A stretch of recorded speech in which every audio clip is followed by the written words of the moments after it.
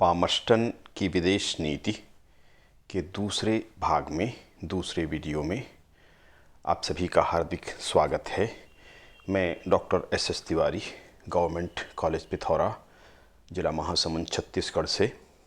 हम ब्रिटेन के इतिहास के विषय में पूर्व सत्र में चर्चा कर रहे थे, जिसमें वहाँ के प्रधानमंत्री, ब्रिटेन के प्रधानमंत्री लॉर्ड पामर्स्टन की विदेश नीति के विषय में चर्चा कर रहे थे, उनके प्रधानमंत्रित्व काल में। इसके प्रथम वीडियो में हमने पामर्स्टन के परिचय के विषय में चर्चा की थी कि क्या उद्देश्य या सिद्धांत थे या क्या लक्ष्य थे, और कुछ प्रमुख विदेश नीति के तत्वों पर भी हमने चर्चा की थी। शेष भाग पर इस वीडियो में हम चर्चा करेंगे। तो आइए शुरुआत करते हैं पामर्स्टन की विदेश नीति का दूसरा भाग, दूसरा वीडियो। पामर्स्टन एवं अमेरिका। ट्रेंट नामक ब्रिटिश जहाज, जिसमें दो प्रतिनिधि दो दक्षिण राज्यों से संबंधित थे, सवार थे। उत्तरी राज्यों ने इस जहाज को रोक लिया। पामर्स्टन इस बात से नाराज हुआ तथा एक कठोर पत्र लिखा, किंतु इस पत्र को प्रिंस कंसर्ट ने देख लिया। उसके द्वारा इस पत्र की भाषा को शिष्ट करवा दिया गया, नरम भाषा में लिखवा दिया गया, और इस तरह से एक बड़े विवाद से बचाया गया।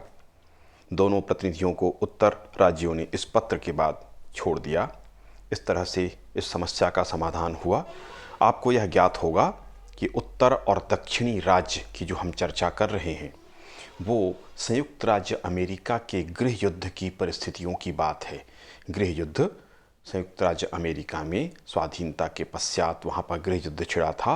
दास व्यवस्था के प्रकरण को लेकर दक्षिण के राज्य दास प्रथा के समर्थक थे, कृषि कार्य के लिए दास रखना चाहते थे, उसको उचित मानते थे, जबकि संयुक्त राज्य अमेरिका के जो उत्तरी राज्य थे वे इसके विरोध में थे और इसको अमानवीय स्वीकार करते थे।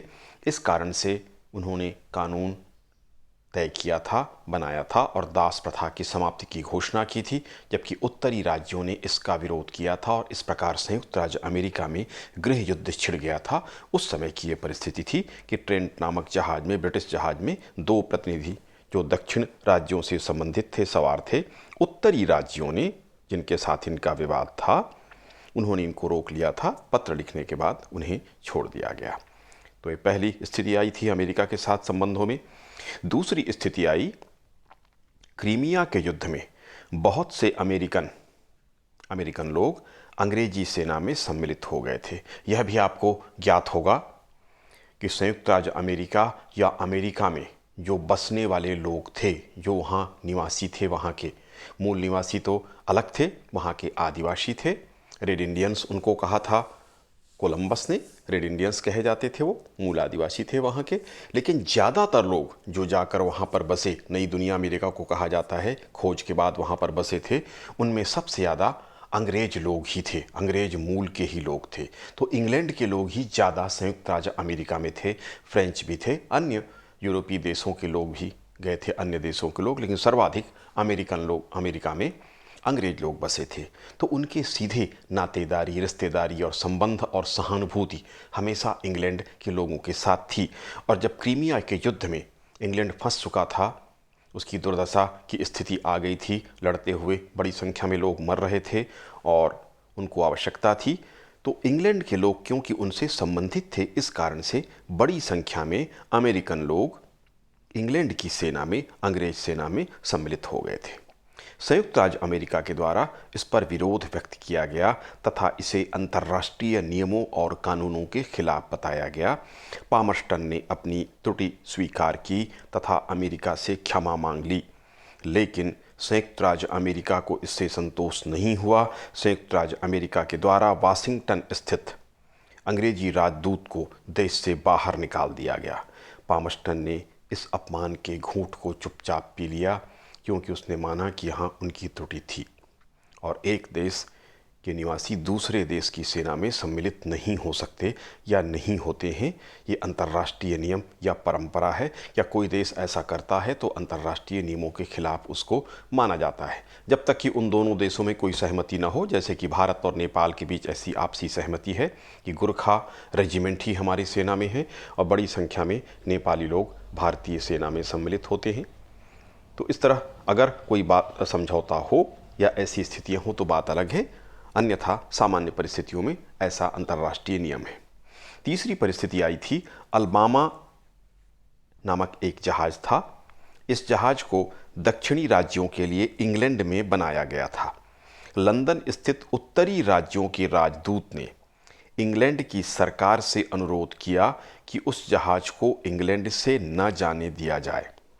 ये भी बात उसी समय की हो रही है, अमेरिका से संबंधित है, जब वहाँ पर गृह युद्ध दास प्रथा को लेकर हुआ था। उत्तरी राज्य, दक्षिण राज्य के लिए जहाज इंग्लैंड में बन रहा था, लेकिन उत्तरी राज्यों ने अनुरोध किया कि उस जहाज को दक्षिणी राज्य को न भेजा जाए, क्योंकि उससे उत्तरी राज्यों को नुकसान होगा। इंग्लैंड की सरकार सहमत तो थी इससे, लेकिन त्रुटिवश ये आदेश देना उस कंपनी को भूल गई और जो जहाज था डिलीवर कर दिया गया, दे दिया गया दक्षिणी राज्यों को। और उन दक्षिणी राज्यों ने 2 वर्षों तक बड़ा इसी से आक्रमण किया था उत्तरी राज्यों पर, बहुत नुकसान पहुंचाया।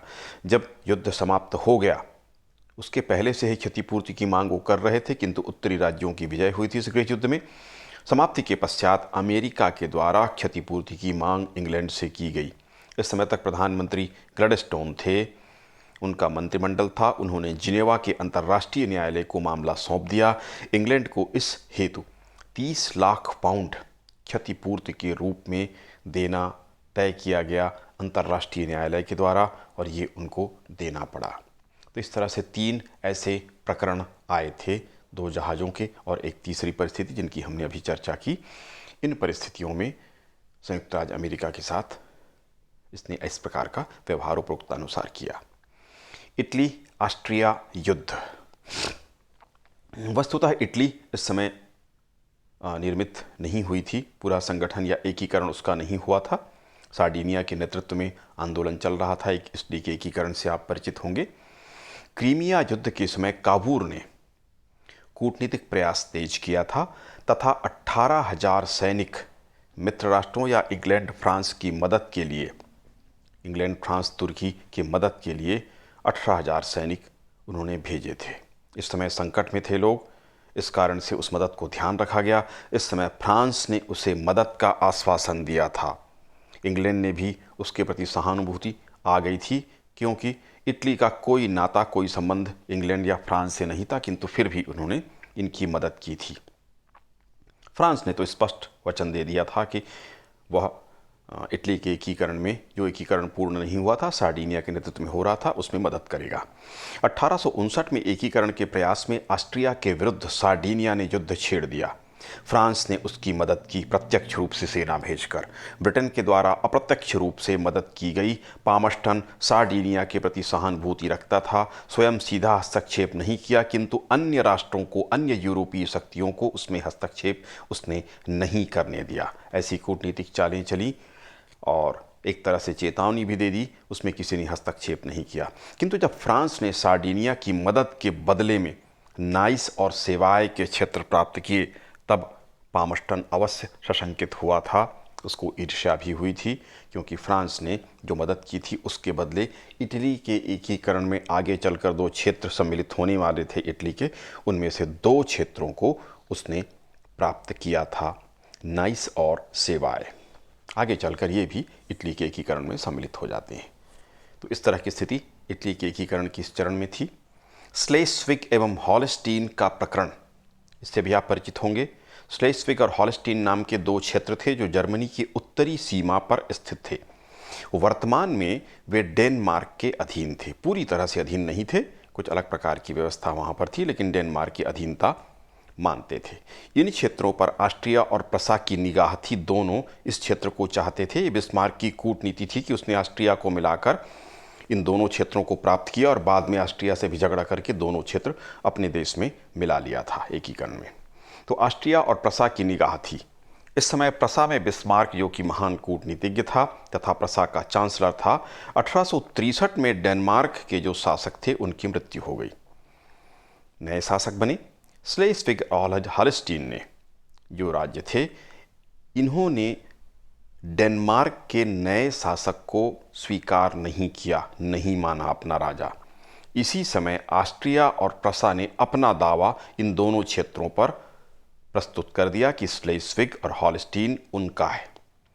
पामस्टन ने डेनमार्क का पक्ष लिया तथा उससे सहायता की भी बात की, एक तरह से आश्वस्त किया कि हम आपकी सहायता करेंगे। युद्ध और तनाव की स्थिति में डेनमार्क को इंग्लैंड की नीति से बड़ा प्रोत्साहन मिला। उसे उम्मीद हुई कि पामस्टन अवश्य उसकी मदद करेगा और उसने आगे बढ़कर युद्ध की घोषणा कर दी। ऑस्ट्रिया और प्रसा के खिलाफ पहले से ही बिस्मार्क की कूटनीति थी, वह पहले से तैयारी में था। उसे यह भी मालूम था कि पामस्टन हस्तक्षेप नहीं करेगा, इंग्लैंड हस्तक्षेप नहीं करेगा। 1864 में युद्ध छिड़ गया। युद्ध में डेनमार्क की हार हुई। स्लेस्विग और हॉलस्टीन ऑस्ट्रिया और प्रसा को हरजाना सहित, युद्ध के हरजाना सहित डेनमार्क को देना पड़ा। पामस्टन की यह बड़ी हार थी। उसने मदद करने का आश्वासन देकर भी डेनमार्क को मदद नहीं पहुंचाई, जिससे उसकी पराजय हुई थी डेनमार्क की। और हरजाना सहित न केवल इन क्षेत्रों से उसको हाथ धोना पड़ा, बल्कि हरजाना भी युद्ध का उसको देना पड़ा। जैसे मैंने बताया, आगे प्रसा ने या बिस्मार्क ने कूटनीतिक चाल चली और ऑस्ट्रिया को एक क्षेत्र दिया और एक स्वयं अपने पास रखा। बाद में ऑस्ट्रिया से भी वो क्षेत्र युद्ध के बाद उसने प्राप्त कर लिया था।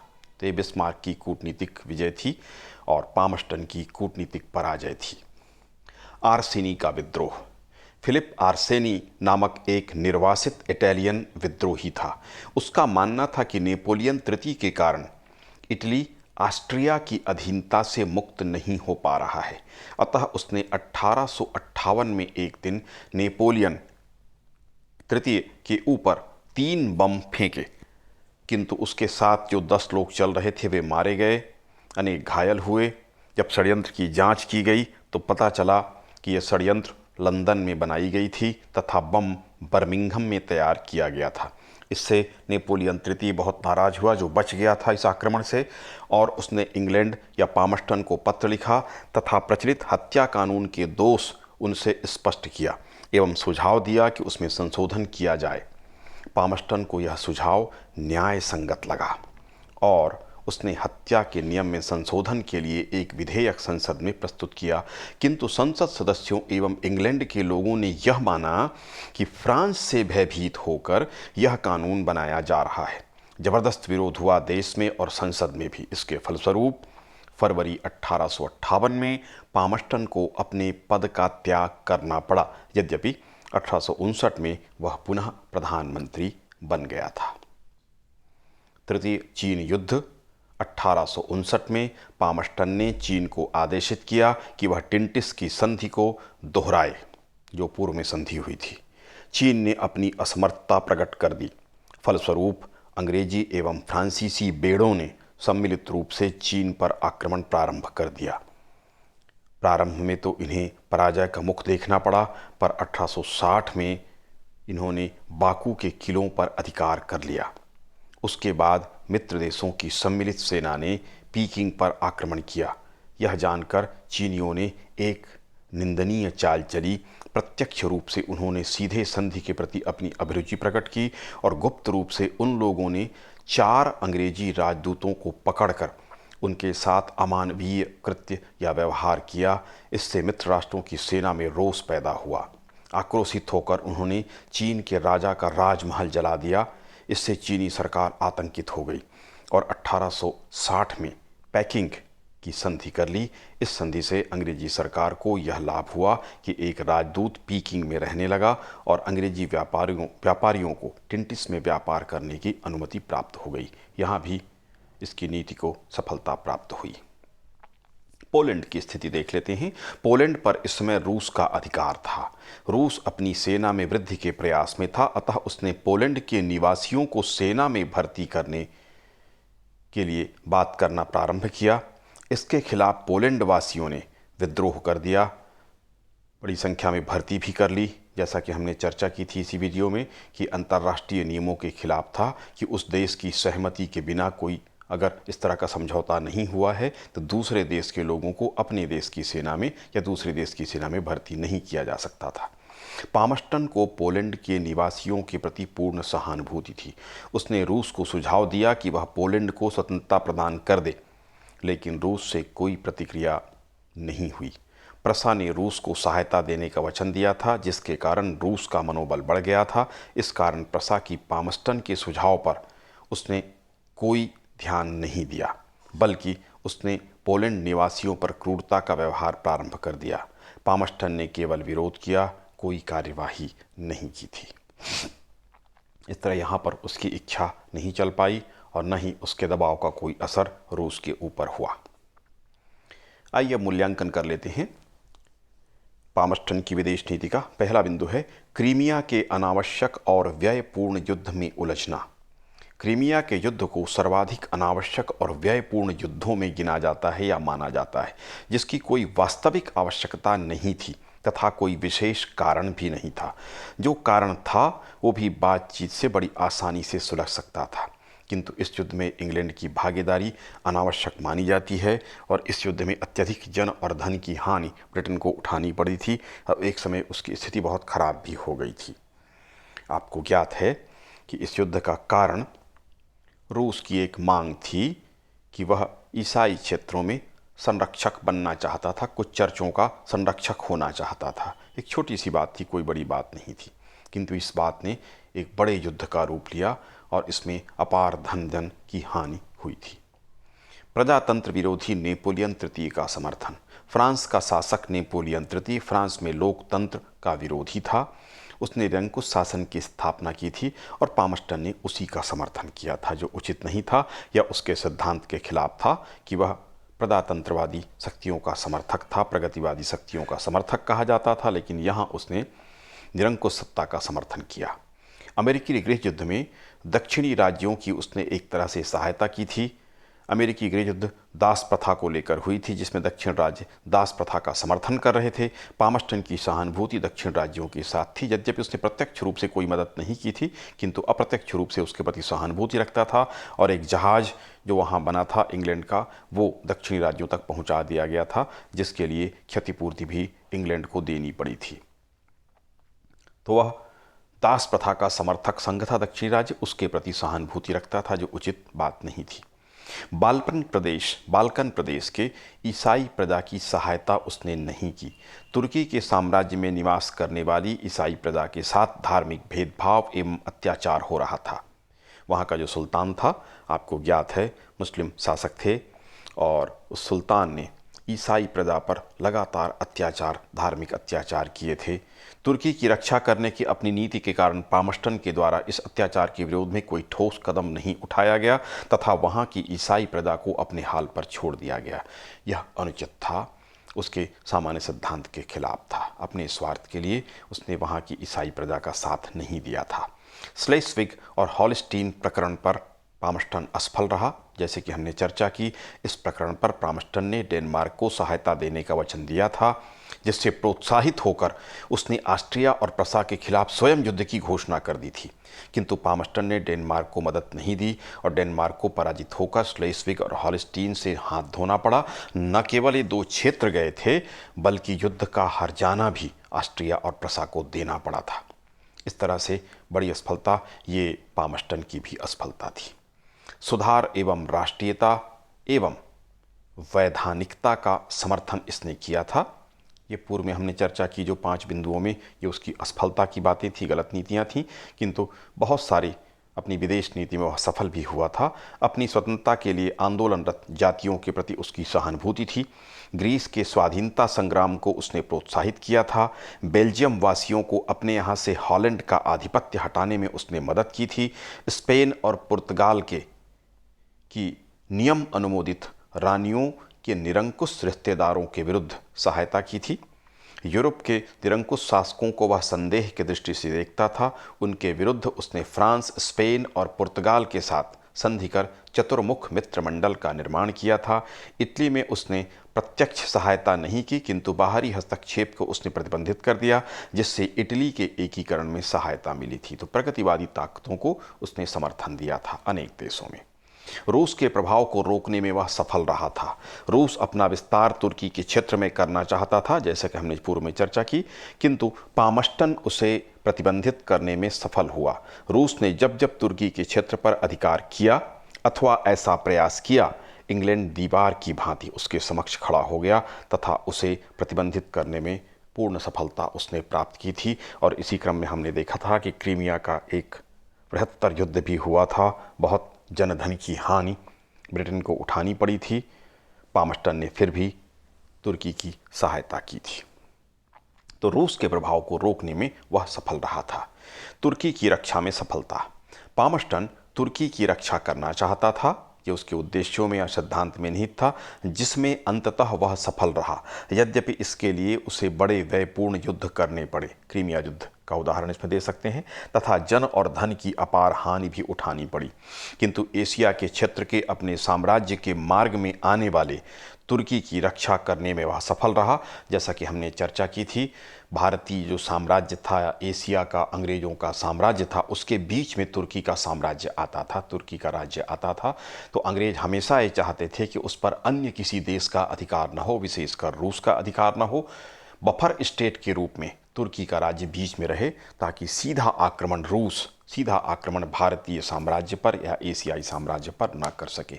इसलिए तुर्की की अनुचित स्थिति, खराब स्थिति के बावजूद, उनकी धर्मांधतापूर्ण नीति के बावजूद भी इंग्लैंड ने लगातार तुर्की का समर्थन किया था। फ्रांस को नियंत्रित करना। फ्रांस का शासक नेपोलियन तृतीय महत्वाकांक्षी था। वह नेपोलियन बोनापार्ट की तरह प्रसिद्ध होना चाहता था और अपने राष्ट्रीय गौरव को पुनः स्थापित करना चाहता था। वह फ्रांस के सम्मान में वृद्धि करना चाहता था तथा अपने साम्राज्य का विस्तार करने का इच्छुक था, किंतु पामस्टन उसे प्रतिबंधित करने में सफल हुआ। इस तरह से अपनी विदेश नीति में बहुत हद तक यह सफल रहा था। ट्रेवेलियन लिखता है, पामस्टन की लोकप्रियता देश में बहुत, पार्लियामेंट में काफ़ी, मंत्रिमंडल में कम और राज दरबार में बिल्कुल भी नहीं थी। महारानी के साथ इसकी बिल्कुल नहीं जमती थी। महारानी विक्टोरिया के साथ वह बच्चियों की तरह जैसे व्यवहार किया जाता है उस प्रकार का व्यवहार करता था और महारानी विक्टोरिया उससे बहुत चिढ़ती थी। तो राज दरबार में उसका कोई सम्मान नहीं था। तो पामस्टन की लोकप्रियता देश में बहुत थी, पार्लियामेंट में काफ़ी थी, मंत्रिमंडल में कम थी, किंतु राज दरबार में तो बिल्कुल भी नहीं थी।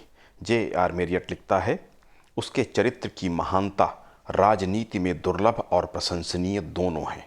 लगभग 60 वर्षों तक पार्लियामेंट का सदस्य और लगभग 50 वर्षों तक राजपद पर रहकर उसने अथक कार्यकर्ता होने का प्रमाण दिया और उसने किसी भी कार्य को अपने महान उत्साह एवं प्रसन्न चित्त स्वभाव को मलिन नहीं करने दिया। यानी हमेशा हंसमुख बना रहा, जैसा उसका चरित्र था उस तरह से वह हमेशा रहा और कोई भी बड़ा दबाव आने पर भी वह दबाव में नहीं आया। दबाव मुक्त होकर उसने प्रसन्नतापूर्वक कार्य किया था। तो एक लंबा राजनीतिक जीवन, 60 वर्षों का राजनीतिक जीवन उसने जिया, जिसमें से 50 वर्षों तक लगातार वह किसी न किसी बड़े पद में रहा और विशेषकर उसकी जो विदेश नीति थी वो उस पर उसने अपना ध्यान केंद्रित किया था, जिसकी हमने आज चर्चा की। और उसमें वह बहुत उदार था विदेश नीति में, जबकि गृह नीति उसकी अच्छी नहीं मानी जाती, प्रगतिशील नहीं थी। उसने 1832 के सुधार के पश्चात किसी भी सुधार का उसके द्वारा समर्थन नहीं किया गया था। तो उसके युग को अप्रगतिवादी युग माना जाता है। गृह नीति उसकी अच्छी नहीं मानी जाती। जो कुछ परिवर्तन कुछ हुए थे वो उनके जो मंत्री थे उनके कारण से या पार्टी के कारण से हुए थे। स्वयं वह इसमें बहुत प्रगतिशील नहीं था और बड़े परिवर्तन गृह नीति के अंतर्गत वह नहीं चाहता था। तो ये उसकी गृह और आज इस सत्र में विदेश नीति के ऊपर हमने चर्चा की।